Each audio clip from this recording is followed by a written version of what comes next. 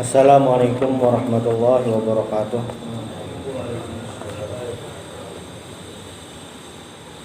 Alhamdulillahirabbil alamin. Alhamdulillahil fattahil alim alladzi arsyada man istafahu min ibadihi lit-ta'allum wa ta'lim wa ja'ala al-'ilma sababan najati wal fawzi biz-zulfa 'indal malikil 'azim. Wassalatu wassalamu ala man arsalahu Allahu hadiyan ila siratal mustaqim wa ala alihi wa sahbihi al-faizin sahbatihi wa tiba'ihi bil khuludi fi daril baqa'i wan na'im. Alhamdulillah, di sore hari ini kita bisa kembali bertemu dalam kajian sore bersama kitab Tanbihul Ghafilin. Mudah-mudahan kita semua mendapatkan rahmat dari Allah Subhanahu wa taala. Di pertemuan sebelumnya, di pertemuan bulan lalu, kita membahas tentang bagaimana cara birrul walidain, berbakti kepada orang tua. Dan selain daripada berbakti kepada orang tua, ada yang masih berhubungan dengan itu juga, yaitu hak seorang anak terhadap orang tuanya. Babu haqqil walad 'alal walid. Hak yang harus diperoleh oleh seorang anak dari orang tuanya. Jadi birrul walidain itu adalah kewajiban anak terhadap orang tua. Kalau ibarat misalnya panah itu dari bawah ke atas, kewajiban anak terhadap orang tua itu namanya birrul walidain. Nah, lawan daripada itu adalah kewajiban orang tua terhadap anak, atau hak anak yang harusnya dia peroleh dari orang tuanya.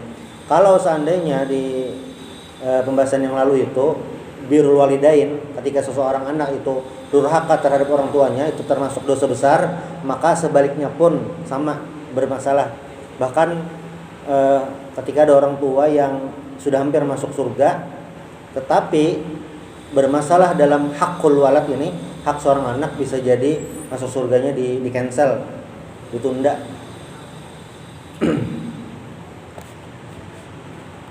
Dalam sebuah riwayat yang disebutkan oleh Imam Al-Asbihani fi Targhib wa Tarhib, dan dari Imam Dailami di dalam kitab beliau Al-Firdaus, disebutkan min haqqil walad 'alal walid salasatu asya. Jadi disebutkan di sini ada 3 macam yang menjadi hak seorang anak terhadap orang tuanya. Jadi orang tua wajib melakukan ini. 3 macam ini apa saja? Ayuh sinasmahu idza walada.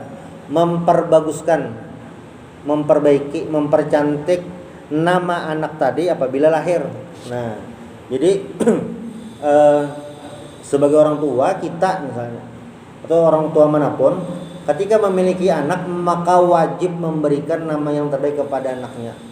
Kalau sekarang ini alhamdulillah para orang tua sudah sadar, maksudnya nama dibagusin. Bahkan namanya kadang sulit disebutkan apa namanya, ranking bagusnya macam-macam. Nah, jangan sampai ketika kita memberi anak itu nama, orang tua ini memberi nama terhadap anaknya tidak tahu artinya,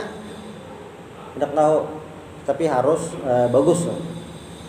Wah, ini bagusnya ada dalam Al-Quran, ngarannya siapa, namanya siapa, Jahannam. Bukan, maksudnya bagus lah. Dalam Al-Quran itu kan ada cerita surga dan neraka juga, cuma ya disesuaikan.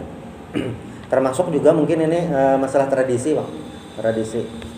Mungkin pian-pian yang sudah lawas di Banjar ini sudah banyak paham kosakata. Dulu ada kakak kelas ulun di pondok, mungkin nyelain orang Banjar malah sebenarnya ada masalah tuh, karena nyelain orang Banjar. Cuma karena diam di Banjar, nama ini jadi masalah. Ngaran kawan kakak kelas ulun itu ngarannya Sulanji.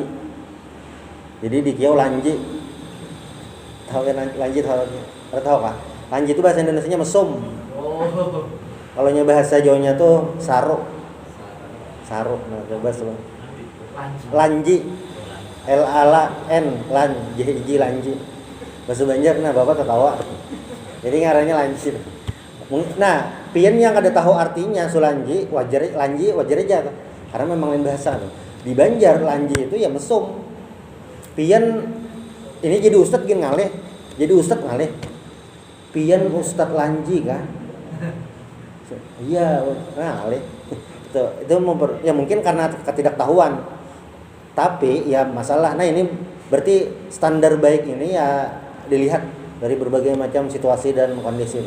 Tapi kalau jelas nama-namanya itu nama nabi, nama rasul atau nama para sahabat, itu jelas tidak dipermasalahkan lagi. Itu yang pertama, nama. Lalu yang kedua, wa yu'allimuhu alkitab idza aqal. Mengajarkan Al-Qur'an apabila dia berakal. Kita ajarkan. Tidak ada waktu, ya kita sekolahkan lah. TK TPA, yang penting dia belajar Al-Quran. Di sekolah bisa juga, yang penting belajar Al-Quran. Nah, mungkin dari kita semua tidak semua memiliki basic guru. Maksudnya tidak sempat mengajari anak secara keseluruhan. Namun paling tidak ada momen di mana anak itu yang belajarnya dari kita, minimal surah pendek harus dari kita mengajarkan. Walaupun dia belajarnya di sekolah, menghafal Al-Qurannya di sekolah, belajar mengajinya di TK Al-Quran dengan guru macam-macam, tetapi kita sebagai orang tua harus tetap memiliki andil dalam mengajarkan Al-Quran, walaupun itu hanya menghafal, membaca surah Al-Fatihah. Kenapa seperti itu? Karena misalnya Al-Fatihah, selama dia membaca Al-Fatihah dan itu pasti dibaca dalam sholat, selama itulah pahalanya mengalir kepada kita. Jadi ilmin dalam hadis yang idza mata ibnu Adam in qata amalu, hadis yang menyebutkan tentang apabila anak Adam itu meninggal, amal ibadahnya terputus, ilmin yuntafa'u bihi, ilmu yang bermanfaat, itu harus kita manfaatkan untuk kita manfaatkan melalui anak. Caranya bagaimana? Kita ajarkan surah Al-Fatihah. Itu pasti sudah minimal dalam sehari semalam itu seseorang itu membaca surah Al-Fatihah 17 kali dalam sholat, belum lagi ditambah sholat sunnah, belum lagi yang lain. Nah, itu pahalanya akan terus mengalir. Ya mungkin karena keterbatasan waktu, karena pekerjaan macam-macam, kesibukan, kita tidak bisa secara maksimal mengajarkan Al-Quran.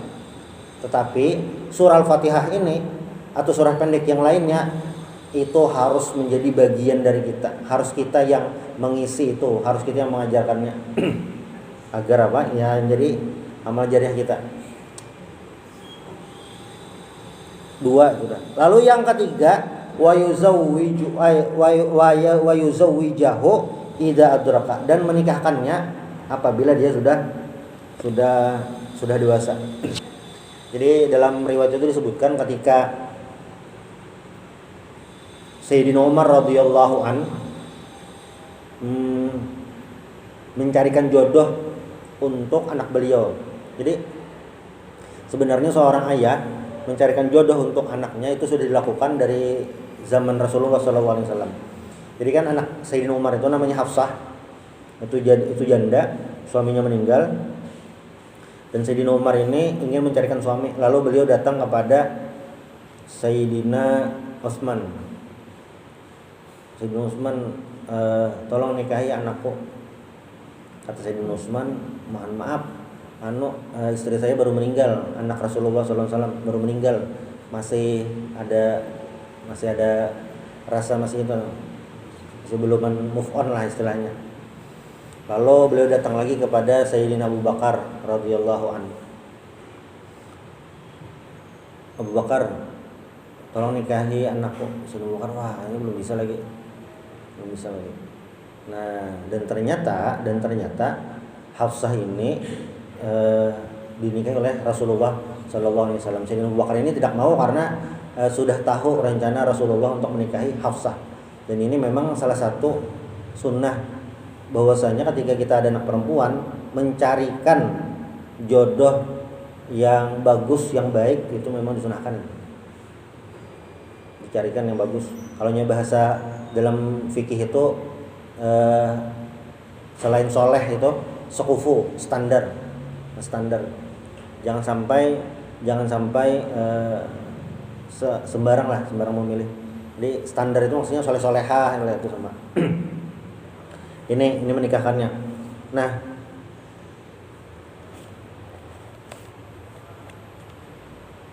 warawa Sya'bi an Nabi sallallahu alaihi wasallam annahu qala Ini diriwayatkan oleh Imam Ibnu Hibban hadis ini. Kata Rasulullah SAW, rahimallahu walidan a'ana waladahu ala birrihi.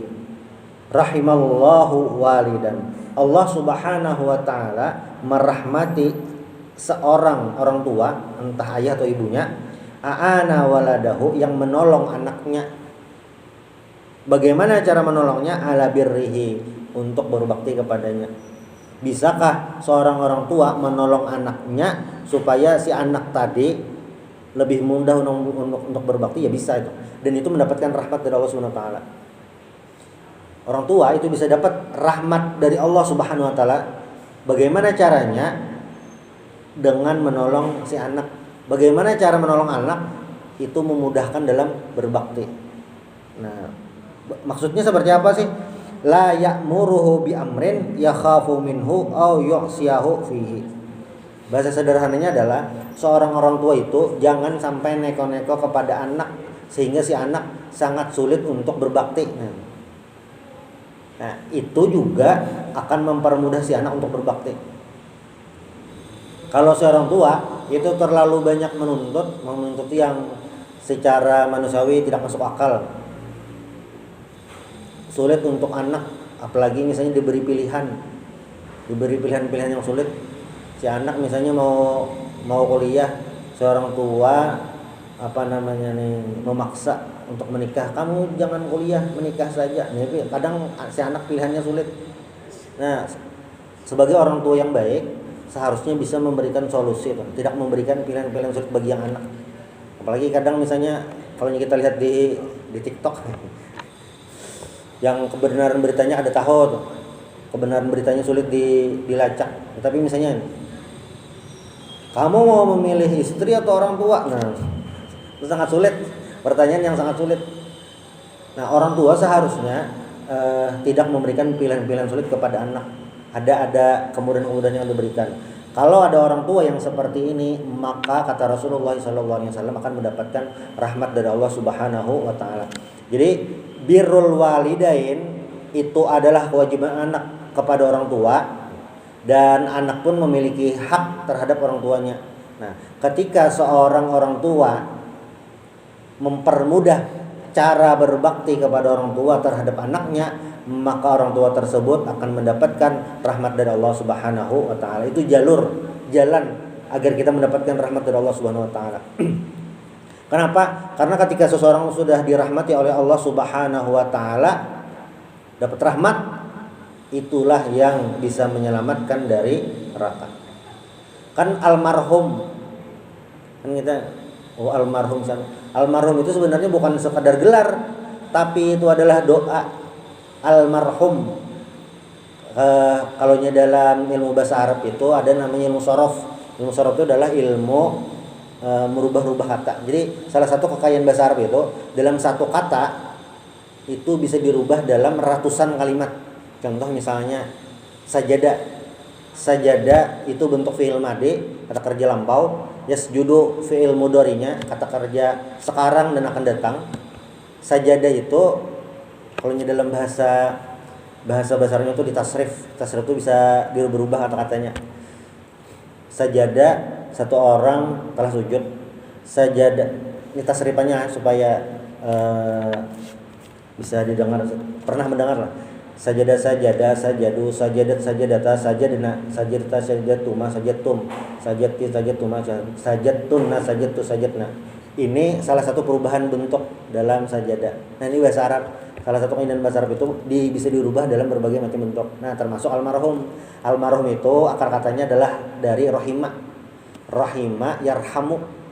Nah, bentuk isim maf'ulnya adalah almarhum. Marhum. Kalaunya bentuk isim fa'ilnya rahim. Bentuk isim maf'ulnya marhum. Makanya kalaunya perempuan marhumah ditambahi alif lam di depannya almarhumah. Itu asal katanya, akar katanya sama dengan rahimah yarhamu, dirahmati. Jadi almarhum itu sebenarnya doa. Makanya ada yang mempertanyakan ketika gelar almarhum ini untuk saudara-saudara kita yang non muslim. karena ini adalah bentuk doa.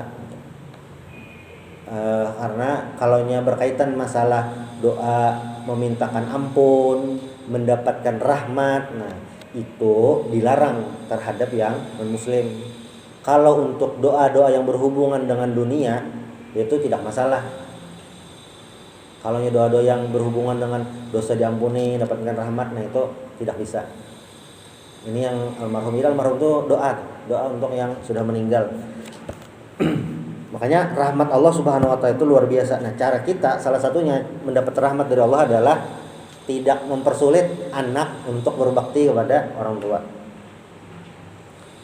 Waruyan ba'dis salihin, dan diriwayatkan dari sebagian orang-orang saleh, annahu kana la ya'muru ibnahu bi amrin wa kana idza ihtaja ila syai'in ya'muru ghairah fasu'ila an dzalik faqala inni akhafu anni law amartu ibni bidzalika ya'sini fi dzalik fayastaujibun nar wa ana la ahriku ibni binnar. Ini ada diriwayatkan dari sebagian lah, mungkin salah satu orang-orang soleh di masa dulu. Beliau itu tidak menyuruh anaknya, maksudnya mungkin secara rutin atau apa, tidak menyuruh anak. Wa kana idza yahtaja ila syai'in ya'muru ghairah. Tapi kalau perlu sesuatu mungkin menyuruh yang lain, tidak langsung kepada anak. Ini mungkin dalam satu situasi dan kondisi. Lalu ditanya, kenapa engkau, wahai ulama, kenapa engkau jadi tidak menyuruh anak? Nah, kata beliau, aku tidak menyuruh anak itu karena takut kalau anakku itu maksiat atau tidak mau melakukan hal tersebut, sehingga apa? Sehingga uququl walidain, durhaka terhadap orang tua. Kalau durhaka terhadap orang tua menjadi apa? Fayastaujibun nar, akan masuk neraka. Nah, dan aku tidak ingin membakar anakku ke neraka gara-gara dia tidak berbakti kepadaku. Ini salah satu ada kejadian lah. Salah satu sikap pilihan. Sebenarnya intinya adalah orang tua tidak mempersulit anaknya. Di riwayat lain, ini diriwayatkan oleh Imam Ibnu Asakir dalam kitab beliau Tarikh, dan Imam Dailami di kitab Firdaus, arba'un min sa'adatil mar'i. Ada 4 macam yang menjadi kebahagiaan. Ada 4 macam yang bisa jadi kebahagiaan. Apa itu? Antakuna zaujatuhu salihah. Antakuna zaujatuhu salihah. Bahwasanya istrinya itu salihah. Jadi istri salihah itu adalah kebahagiaan tersendiri. Istri yang salihah itu yang pertama. Kalau istrinya tidak salihah bagaimana? Kalau istrinya tidak salihah, ya terserah yang suami itu. Bersabar itu bisa. Jadi pintu masuk surga itu ada 2. Sabar dan syukur. Misalnya suaminya dapat istri yang jelek, bahasa Banjarnya ada bungas. Nah, maka yang suaminya itu makamnya sabar. Yang istrinya syukur karena dapat suami soleh, bungas lagi. Nah, itu. Jadi yang suaminya sabar, yang istrinya syukur. Kebalikannya bang sama lah, sama. Gitu. Jadi selalu ada jalan. Entah di mana kita, yang di makamnya syukur atau yang sabar. Alhamdulillah, syukur alhamdulillah. Suami saya kerja di pajak, alhamdulillah. Istrinya yang syukur, suaminya yang sabar. Ada masalah. Karena kalau kita riwayat itu ada kitab ulama dulu. Bahasa Indonesianya terjemahannya lah suami-suami yang takut istri. Nah, itu terjemahan bahasa Indonesianya. Sebenarnya kalau bahasa Arabnya tidak seperti itu. Jadi di dalam kitabnya itu disebutkan riwayat-riwayat ulama-ulama dahulu yang memiliki istri-istri yang dalam tanda kutip tidak solehah. Ada ulama-ulama seperti itu. Dan salah satu riwayat yang itu mungkin masyhur, cuma kada tahu kebenarannya, seseorang yang memiliki istri tidak solehah itu memiliki pahala yang banyak. Karena sabar setiap hari. Setiap hari sabar, nah itu bisa mungkin pahala sholatnya sedikit, pahala mengajinya sedikit, pahala puasanya sedikit, pahala sabarnya banyak. Ternyata dari situ. Jadi pasti selalu ada selalu jalan untuk menuju surga. Itu yang pertama. Lalu yang kedua, wa auladuhu abraran. Anaknya bagus-bagus, baik-baik. Ini merupakan kenikmatan dari Allah Subhanahu wa taala. Itu yang kedua. Lalu yang ketiga, khulata'uhu salihin. Teman-temannya orang soleh semua. Orang soleh semua. Ini bagian. Bayangkan kita hidup atau beraktivitas di sekitaran orang-orang yang bermasalah dengan Allah Subhanahu wa taala, bermasalah dengan menjalankan kewajiban, bermasalah dengan hal-hal yang diharapkan oleh Allah Subhanahu wa taala. Maka salah satu kebahagiaan yang harus kita syukuri adalah berteman dengan orang-orang yang soleh. Itu yang ketiga. Nah, lalu yang keempat, wa ayyakuna rizquhu fi baladi. Bahwasanya rezekinya di kampungnya sendiri. Kami pajak 4 tahun pindah, tidak masalah, masih paspor Indonesia, masih KTP Indonesia ada Bapak. Asal jangan dikirim ke Timur Leste. Dulu ada kawan dapat program dakwah bulan Ramadan ke luar negeri. Wah sudah, ini dikirimnya ke Timur Leste, ke Filipina, tapi yang kampungnya ya sama kayak kampung kita juga, sama kan masih di daerah Asia Tenggara. Jadi tanah-tanahnya masih sama. Nah ini merupakan kebahagiaan. Poin pentingnya mana dari hadis tadi? Auladu abraran. Anak-anaknya adalah baik. Nah, dalam riwayat lain yang ini dari Sabit Al-Bunani. Sabit Al-Bunani ini siapa? Sabit Al-Bunani ini adalah Sabit bin Aslam Al-Bunani. Beliau adalah seorang tabi'in, orangnya zuhud, abid, ahli ibadah, dan beliau meninggal di tahun 120 Hijriah. Umur beliau 80 tahunan ketika meninggal. Sabit Al-Bunani ini rahimallahu taala qala, beliau berkata, ruwiya anna rajulan kana yadribu abahu fi mawdi'in. Jadi diriwayatkan ada seorang laki-laki yang memukul ayahnya di suatu tempat, entah di belakang, di tangan, ada mukul. Faqila lahu ma hadza? Faqala al-ab khallu anhu fa inni kuntu adribu abi fi hadzal mawdi'. Fabtalaitu bibni yadribun fi hadzal mawdi'. Hadza bidzaka wa la lawma alaihi. Nah, dalam riwayat ini si ayahnya kayak apa ya? Kayak memaafkan aja, kayak memaafkan. Kenapa? Karena itu akan bermasalah dengan birrul walidain. Qala ba'dul hukama man asa walidayhi lam yara as-surura min waladih wa man lam yastashir fil umur lam yasil ila hajati wa man lam yudari ahlahu dhahabat ladzatu aisyih. Jadi siapa yang bermaksiat terhadap kedua orang tuanya, dia tidak akan melihat kebahagiaan daripada anaknya. Jadi kayak timbal balik. Ketika seseorang itu maksiat terhadap orang tuanya, maka dia tidak akan melihat kebahagiaan dari anaknya. Nah ini timbal balik. Maka kita selalu memohon kepada Allah Subhanahu wa taala, pertama bisa birrul walidain, kita sebagai seorang anak bisa berbakti kepada orang tua, dan kita sebagai orang tua bisa membantu anak kita untuk menjadi anak yang berbakti. Karena apa? Karena ini merupakan jalan untuk menuju surga. Salah seorang tabi'in namanya Wais Al-Qarni. Wais Al-Qarni ini sebenarnya adalah orangnya hidup di zaman Rasulullah SAW. Hidupnya di zaman Rasulullah. Tetapi beliau oleh para ulama tidak digolongkan sebagai sahabat, tidak masuk kategori sahabat, tapi masih tabi'in. Nah kenapa? Karena Wais Al-Qarni ini tidak sempat bertemu langsung Rasulullah SAW. Jadi definisi sahabat itu adalah orang pertama, orangnya beriman kepada Rasulullah SAW. Lalu yang kedua, bertemu dengan Rasulullah SAW. Lalu yang ketiga, meninggal dalam keadaan beriman. Abu Jahal bertemu Nabi tapi tidak beriman kepada Nabi. Berarti apa? Berarti bukan sahabat. Kita tidak bertemu Nabi, beriman kepada Nabi, mudahan meninggal dalam keadaan Islam. Sahabatkah? Ya tidak masuk. Karena apa? Tidak bertemu Nabi.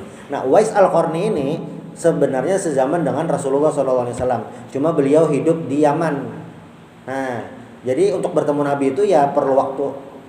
Karena di zaman dulu kan ada yang update status, OTW Badar nih, ada perang Badar.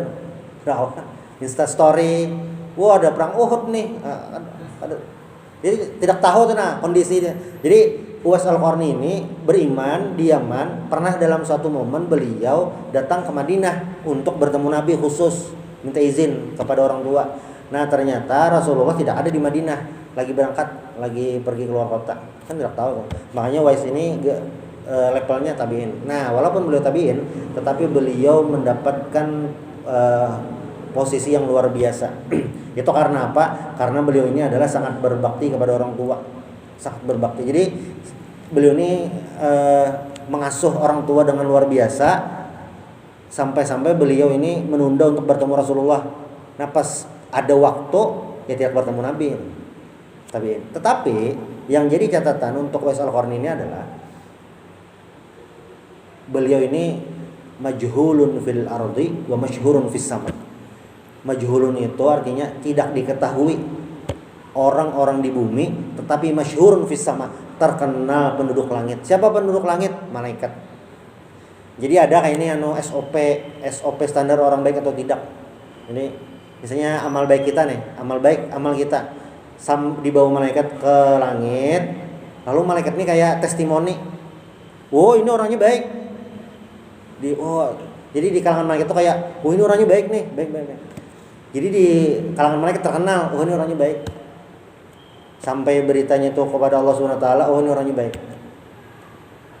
Nah, ada juga yang di dunia baik, namanya baik, di langit baik juga. Baik. Tapi ada juga yang parah nih, di dunia dianggap baik, penduduk langit menganggap buruk. Nah, ini bahaya. Atau yang di bumi tidak diterima, di langit tidak diterima. Ada juga. Itu na'udzubillah min dzalik. Nah, Uwais Al-Qarni ini majhulun fil ardi. Orang-orang sekitar tidak tahu beliau ini adalah kekasih Allah Subhanahu wa taala. Di langit mereka tahu, Nabi Muhammad tahu. Jadi kata Rasulullah sallallahu alaihi wasallam kepada Sayyidina Umar dengan kepada Sayyidina Ali, nanti kalau bertemu Uwais Al-Qarni minta doakan. Oh iya ya Nabi, siap, kata Sayyidina Umar. Jadi Sayyidina Umar ini selalu menunggu jamaah dari Yaman, jamaah haji lah atau jamaah umrah. Bilanya ada dari Yaman, adakah namanya Uwais? Tidak ada. Sampai beberapa tahun setelah Nabi wafat, baru Sayyidina Umar bertemu dengan rombongan tadi. Adakah Uwais Al-Qarni? Ada. Di mana tuh? Di belakang, lagi menjagakan kambing kami. Langsung datang Sayyidina Umar minta doakan.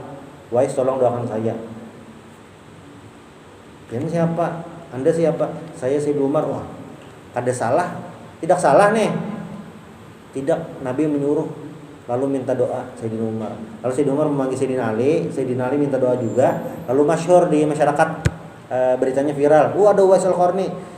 Nah, lalu orang-orang datang mau mendatangi beliau minta doakan. Dan Uwaisnya sudah pergi karena memang tidak mau dikenal. Nah, ada yang seperti itu. Jadi berbakti kepada orang tua itu adalah hal yang bisa membuat masyhurun fis sama, terkenal di langit. Dan itu efeknya apa? Didoakan malaikat.